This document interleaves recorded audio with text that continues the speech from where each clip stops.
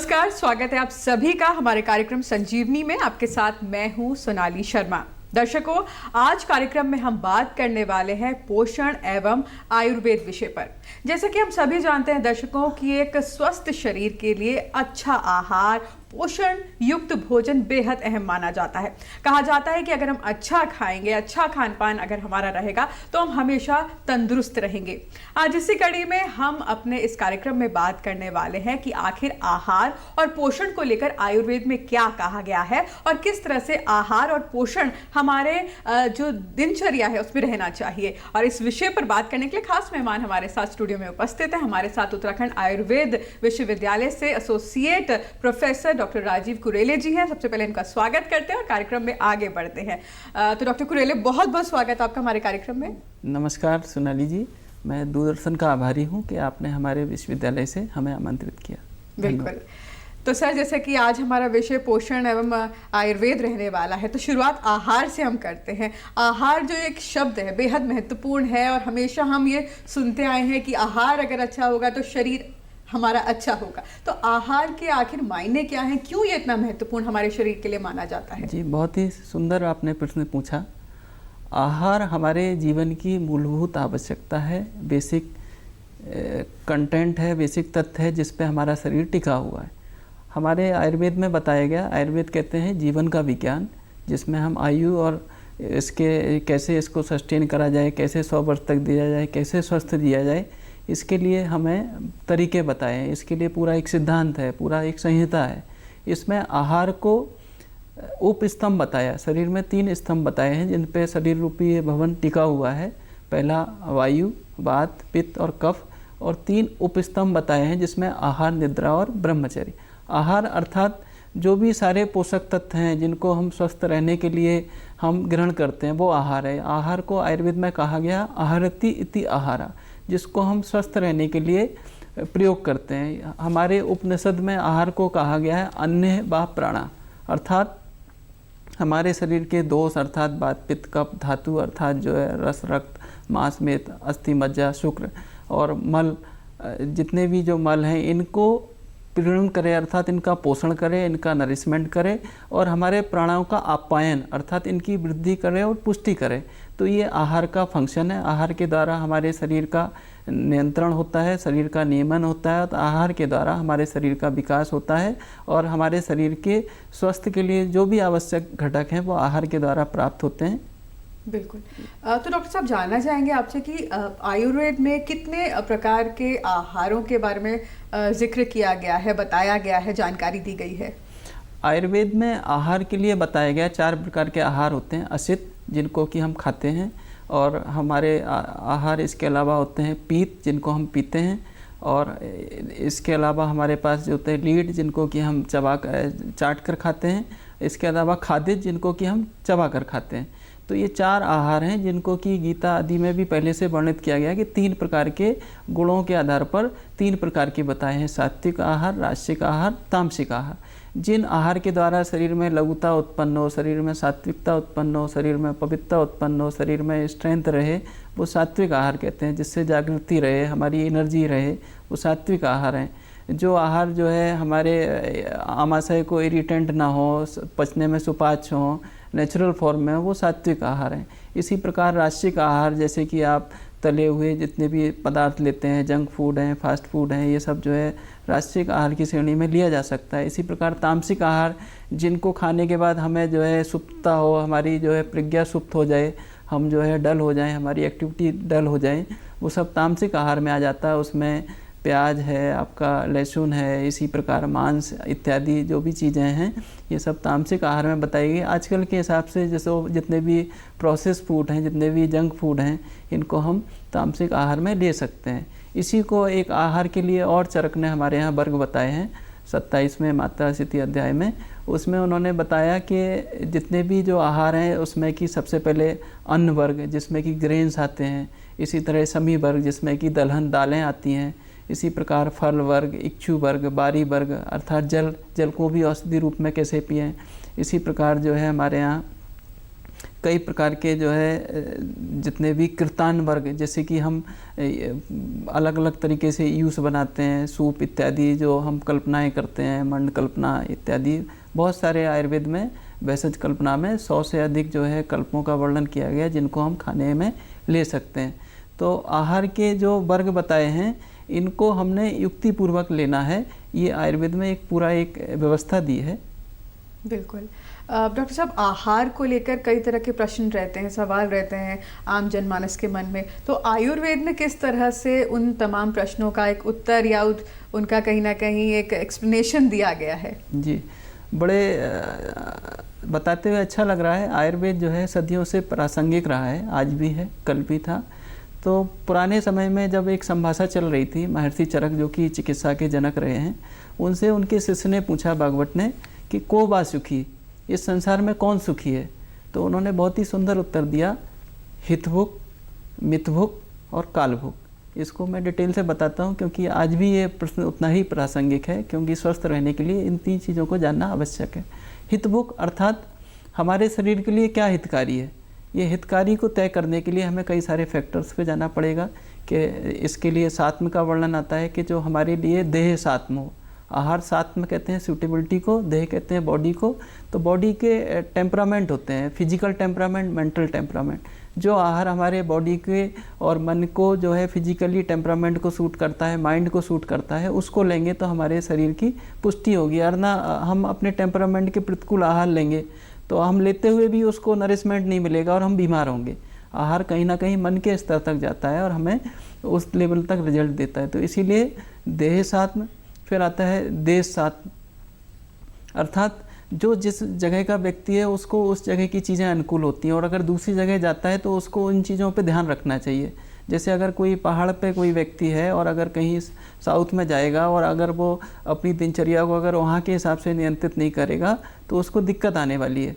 ऐसे ही हम जब देखते हैं अक्सर कि जब हम बीमार होते हैं, जब हम जगह चेंज करते हैं, तो देह सात्म का प्रयोग करना चाहिए, उसको समझना चाहिए। ऋतु सात्म इसी तरह। अब पता लगा कि ठंड में अगर आप जो है आइसक्रीम खाएंगे तो बीमार होंगे, गर्मियों में आप जो है अगर बहुत ज़्यादा गर्म चीज़ों का प्रयोग करेंगे तो आपको परेशानी होगी। तो ऋतु के हिसाब से, देह के हिसाब से, काल के हिसाब से, सूटेबिलिटी के हिसाब से लेना चाहिए। इसी तरह और भी बताया कि हितभुक माने सात्म को देखें।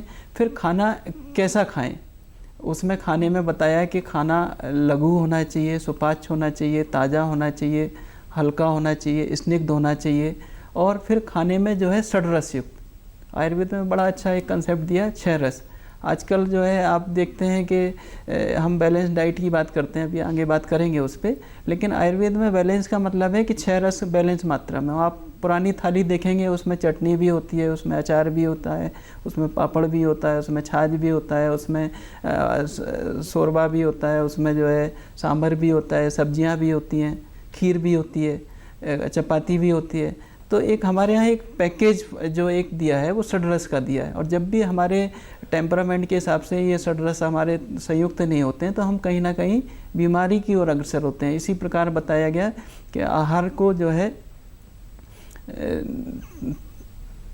तन्मय होके करना चाहिए। आहार करते समय उसमें जो है जब हम आहार करें तो स्नान करके करें तो बेटर है, और अगर शाम के समय कर रहे हैं, इसके बाद कर रहे हैं, तो आहार से पहले करपात का प्रक्षालन करना है।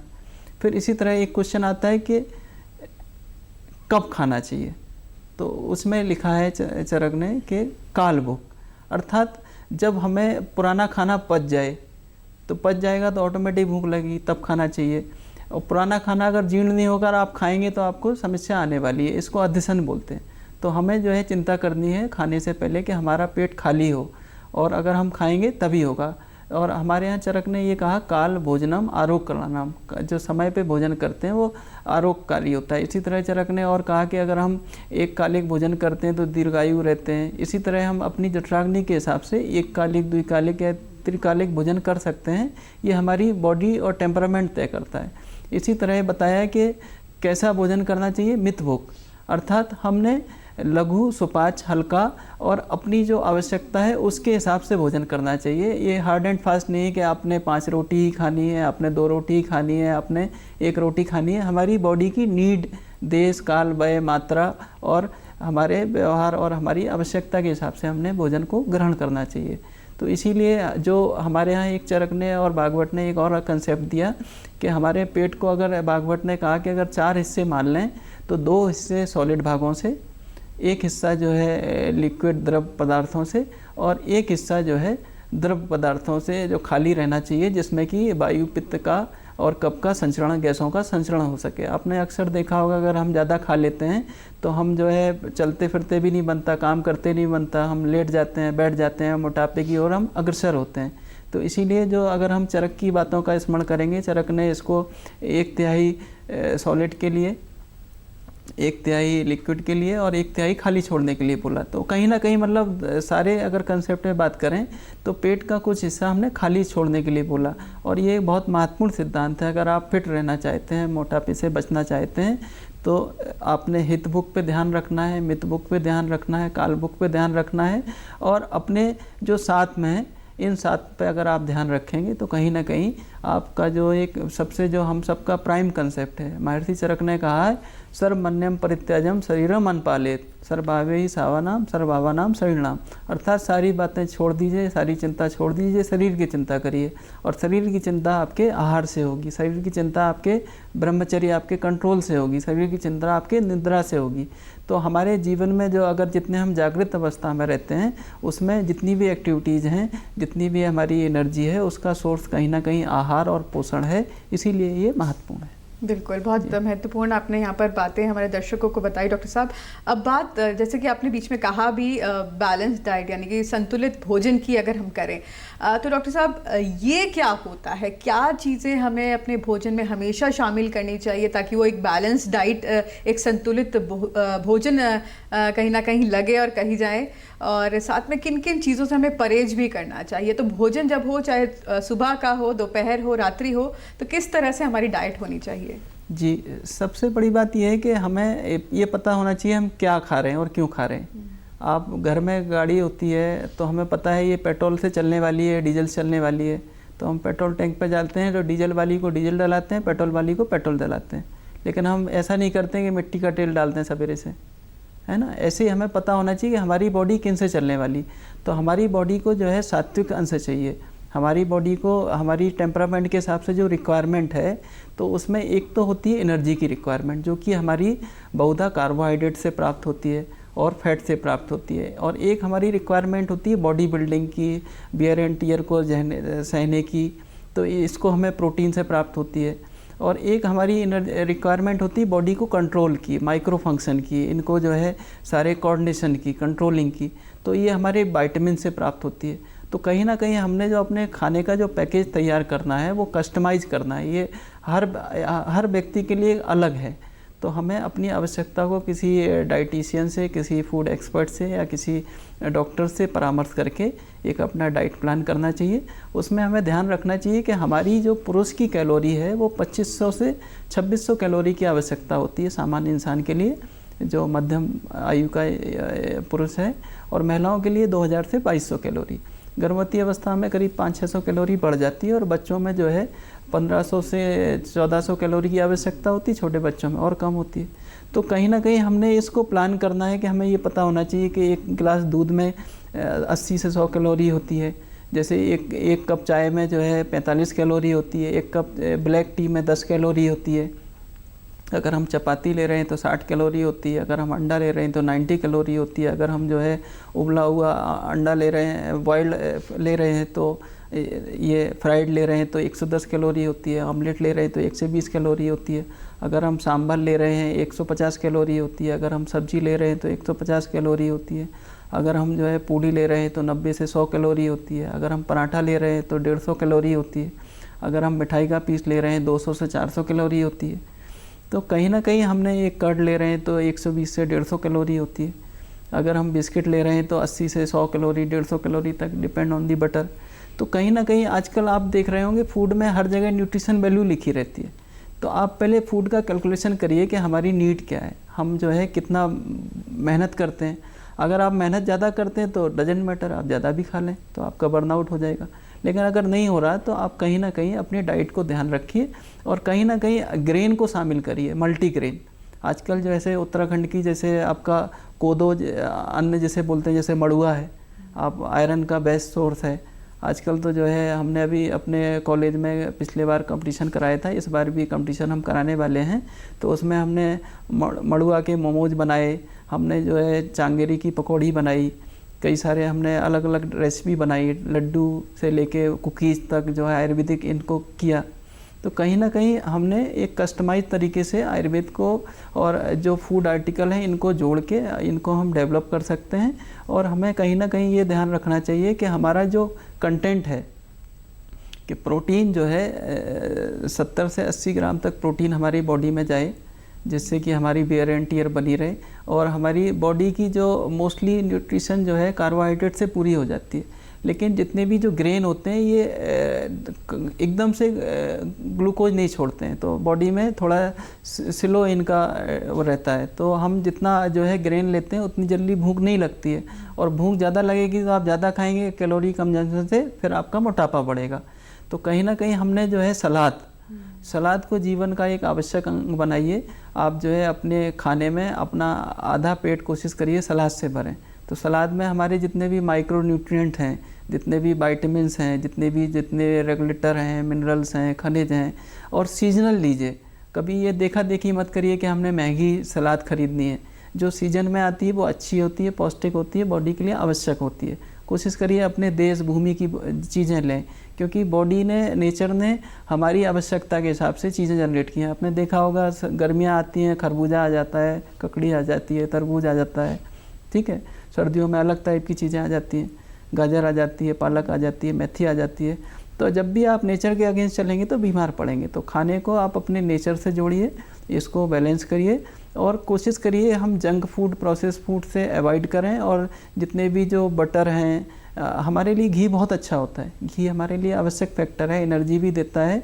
और बीच में भ्रांतियाँ भी आई घी के संबंध में, लेकिन आयुर्वेदिक रिसर्च भी सपोर्ट कर रही है कि घी हमारे जीवन के लिए अत्यधिक आवश्यक है। बस ये कि हमने बहुत ज़्यादा ट्रांस फैट, बटर इत्यादि को नहीं लेना चाहिए। गाय का घी अत्यधिक आवश्यक होता है, बात पित्त को समन करता है, और हमारी आँखों से लेकर हमारे ब्रेन फंक्शन के लिए और बॉडी के लिए बहुत ही ज़रूरी कंटेंट है। तो आप इनको जो है एक बैलेंस मात्रा में अपने वैद्य चिकित्सक की सलाह से इनको सम्मिलित करिए।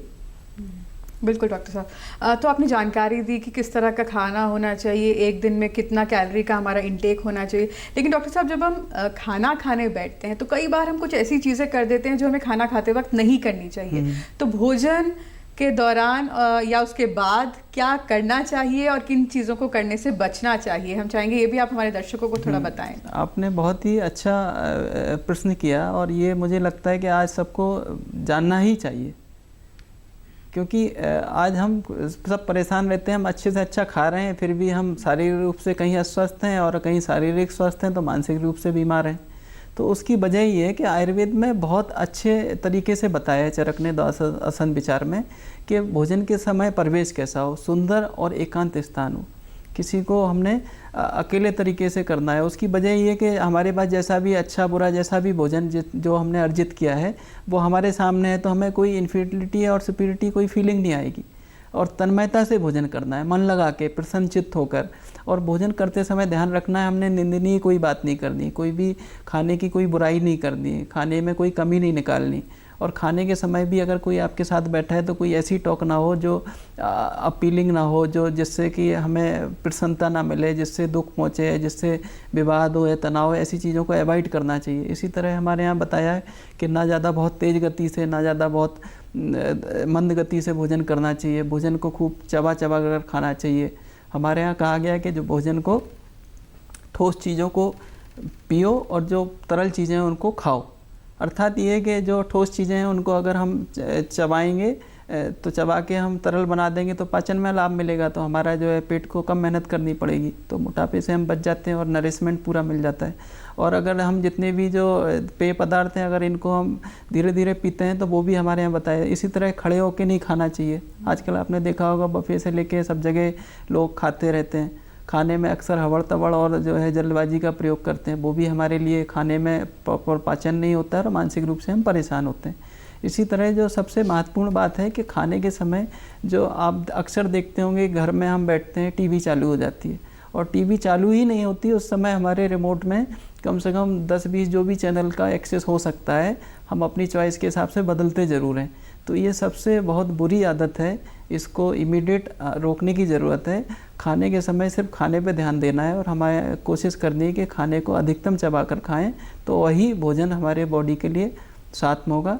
और इसके अलावा और भी चीज़ें बताई हैं हमारे यहाँ कि जो भी भोजन करते हैं तो भोजन करने से पहले हमने पृथ्वी का तर्पण करें, हम अपने देवों का, पितरों का तर्पण करें, उनको याद करें, भगवान की प्रे करें। भगवान ने आज जो जैसा भी हमें फूड दिया, हमें भोजन करने लायक जो श्वास दी, हमें जो रिसोर्स दिए, जिनके द्वारा हमें भोजन प्राप्त हो रहा है, जिनके द्वारा भोजन बनाया जा रहा है, जिनके द्वारा भोजन परोसा जा रहा है, उनके प्रति हम थैंकफुल रहें। तो ये सब चीज़ें हमारे इन्वायरमेंट में भी जाती हैं और घूम फिर के रिफ्लेक्शन में हमें खुशी और स्वास्थ्य के रूप में हमें आती है। तो इसके अलावा और भी सारे विषय बताए, जैसे कि हम जो है भोजन कराने से पहले अतिथि का तर्पण करें, गुरु का तर्पण करें, बालक का तर्पण करें। अर्थात घर में अगर हमारे बड़े बुजुर्ग हैं तो पहले उन्हें भोजन कराएं, घर में अगर बच्चे हैं तो पहले उन्हें भोजन कराएं, घर में अगर गुरु आ रखे हैं तो उन्हें भोजन कराएं। अर्थात ये कि हम बड़प्पन को दिखाएं और पहले जो घर में जो लोग हैं उनको हम टेक केयर करें। तो कहीं ना कहीं जब हम अपने दायित्व को निभाते हैं, जिम्मेदारी को निभाते हैं, तो मेंटली हम एनरिच हो जाते हैं, नरिश हो जाते हैं। तो ये एक हमारे स्वास्थ्य के लिए मानसिक बल मिल जाता है। बिल्कुल। डॉक्टर साहब, महिलाओं की अगर बात करें तो एक सर्टेन एज के बाद महिलाओं को ज़्यादा पोषण की ज़रूरत होती है, तो खाने में क्या ऐसी चीज़ें हो सकती हैं जो वो शामिल करें जिनसे जो बढ़ती उम्र की जो कठिनाइयाँ या परेशानियाँ आती हैं तो उससे वो कम से कम मजबूती से उसको पार कर सकें?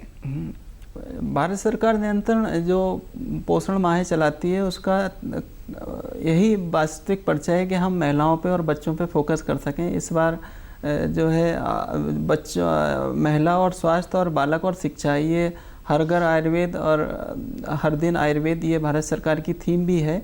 और इसमें निरंतर इसी बात पे फोकस करना है कि महिलाओं का स्वास्थ्य अच्छा रखा जाए। आप अक्सर देखते हैं, जो क्लिनिकली भी हमें महसूस होती है, अक्सर महिलाएं जो है घर में सहयोग करती हैं, पूरा का पूरा जो है खाना बनाने से लेके सब चीज़ों में, और इतनी ज़्यादा तल्लीन होती हैं काम में कि अपने स्वास्थ्य की चिंता नहीं करती हैं। आप जो है सबको खिला देंगी तभी खाएंगी, पूरा बना देंगी। तो अक्सर होता क्या है, जो ब्रेकफास्ट 9 बजे होना चाहिए, 8 बजे होना चाहिए, वो 11 बजे कर रही है। तो एक तरह से पेप्टिक अल्सर से लेके कई सारे मेल न्यूट्रिशन की शिकार हो जाती हैं। ऐसे ही खाना उनका 3 बजे हो रहा, रात में भी 10 बजे हो रहा। तो काल भोजनम आरोग्य कलानाम, तो कहीं ना कहीं जो है इस बात की चिंता करनी है कि महिलाओं को टाइम से भोजन मिले, नंबर 1। नंबर 2 जो है, एज बढ़ने के साथ साथ धीरे धीरे शारीरिक फिजियोलॉजी जो क्रियात्मक जो गतिविधि है उस हिसाब से कैल्शियम बॉडी में कम होता है ऑटोमेटिक। तो 40 वर्ष के बाद जो है कैल्शियम 1 ग्राम के लगभग 1000 mg के लगभग आवश्यकता होती है। और जब एज और बढ़ती है 50 से ऊपर तो 1200 ग्राम mg के लगभग मात्रा हो जाती है, 1.2 ग्राम। तो ये कैल्शियम हमें कहाँ से मिलेगा, इसकी चिंता करनी है। तो इस कैल्शियम के सोर्स जैसे हमारा जो है छाछ है, मिल्क है, कई सारे फ्रूट्स हैं। और आयरन जो है एनीमिया के लिए जो है आयरन में जैसे पालक है, चुकंदर है, इस तरह ये महिलाओं को अपने देश में कहीं ना कहीं एनीमिक के बॉर्डर लाइन पे रहती हैं, तो एनीमिया, इसके लिए चिंता करें। सलाद खूब खाएं, सीजनल फ्रूट ज़रूर लें, और हो सके तो दूध ज़रूर पिएं। और दूध जो है एज बढ़ने के बाद इसकी मलाई उतार के या टोन्ड मिल्क ले लें, तो उससे 2 फ़ायदे होते हैं। एक तो सारे न्यूट्रिशन हमें मिल जाते हैं और हमें जो है कोलेस्ट्रॉल आदि वृद्धि का कोई खतरा नहीं रहता है। और दूध से बढ़िया कोई पोषक तत्व नहीं है। हमारे यहाँ जो है गाय का दूध सबसे बढ़िया बताया है। फिर जो है आपका अल्टरनेट आप भैंस का दूध भी ले सकते हैं, लेकिन उसकी मलाई को आप निकाल लें। और आजा दूध का तो बहुत ज़्यादा पथ्य बताया है, और इसको जो है अभी अपने विभिन्न महामारी में बहुत ज़्यादा इसका प्रचलित भी हुआ। तो कहीं ना कहीं दूध हमारे जीवन का एक आवश्यक हिस्सा होना चाहिए, सलाद और फ्रूट। और कहीं ना कहीं अगर हम समृद्ध हैं और थोड़ा अगर खर्चा बेयर कर सकते हैं तो हमने ड्राई फ्रूट को भी जीवन में अपनाना चाहिए, जैसे कि काजू है, अखरोट है, बादाम है। और अगर दूध लें तो दूध में मुनक्का को पकाएं, तो जिससे पेट भी साफ रहता है और जो है वो हमारे दूध पौष्टिक हो जाता है, आंतों को लग्जेटिव का काम करता है, आंतों को मल निर्वहन में मदद मिलती है। तो ये जो है इसके अतिरिक्त बहुत सारे हमारे पास और भी विकल्प हैं जिनको हम जो है ले सकते हैं। खाने के लिए स्पेशल जो है कुछ जैसे महिलाएं हैं शतावरी का प्रयोग कर सकती हैं। शतावरी महिलाओं के लिए बहुत बढ़िया रसायन है। ये गर्भवती अवस्था से लेकर हर अवस्था में लगभग इसका प्रयोग अच्छा बढ़ने थे। कई तरह के हमारे यहाँ विशेष रसायन स्त्रियों के लिए बताए हैं, उनको हमारे किसी व्यवस्थित वैद्य की देखरेख में लिया जा सकता है। बिल्कुल। डॉक्टर साहब, यहाँ पर बच्चों की बात करते हैं। कई बार बच्चों को जब खाना देते हैं तो वो नहीं खाते या फास्ट फूड की तरफ उनका झुकाव ज़्यादा रहता है। ऐसे में क्या चीज़ें बच्चों को देनी चाहिए ताकि पोषण उनको ज़्यादा से ज़्यादा मिल सके और जो पौष्टिक जो आहार है वो जिनसे वो बचते हैं वो कोई और ऐसा उसका सब्स्टिट्यूट जो उनको दिया जा सके ताकि ज़्यादा से ज़्यादा पोषण मिल सके? आपने देखा होगा अक्सर हम लोग जो है रेडीमेड काम कर देते हैं। कोई भी जो है पेय पदार्थ जो प्रोटीन पाउडर इत्यादि आते हैं वो दे देते हैं, हम सोचते हैं कि पोषण हो गया। तो पोषण होने के लिए पोषण देना ही पर्याप्त नहीं है। पोषण के लिए पोषण करने के लिए तत्व भी होते हैं। जैसे विटामिन हमने डी आवश्यक होता है, तो विटामिन कैल्शियम दे दिया, लेकिन कैल्शियम को पचाने के लिए विटामिन डी चाहिए। तो कई बार विटामिन डी नहीं होता तब भी पूरा काम नहीं हो पाता। तो हमने कहीं ना कहीं पूरा पैकेज तो देना ही है। तो उसके लिए सबसे बढ़िया है प्राकृतिक तरीके से दिया जाए। वो सब चीज़ें हमें प्राकृतिक मिल सकती, जैसे sprout one of the best solution. लेकिन अब स्प्राउट के साथ आप पकी हुई चीज़ें देंगे तो वो विरुद्ध आहार हमारे यहाँ बताया है। स्प्राउट को आप जो है नींबू का थोड़ा सा उसमें नींबू का रस डालिए, थोड़ा सा आप मसाला डाल सकते हैं जिससे बच्चों को टेस्टी फीलिंग आए। और स्प्राउट में आप जो है मिक्स ग्रेन प्रयोग कर सकते हैं, चना प्रयोग कर सकते हैं, मूंग की साबुत दाल प्रयोग कर सकते हैं।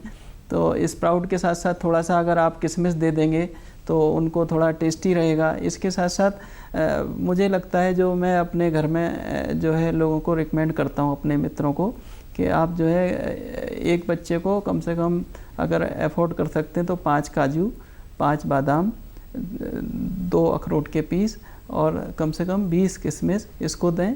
और अगर आप अफोर्ड नहीं कर सकते हैं तो मूंगफली सब जगह सुलभ है। हर व्यक्ति जो है 140-50 रुपए किलो में दाने आ जाते हैं, 100 रुपए किलो में मूंगफली आ जाती है।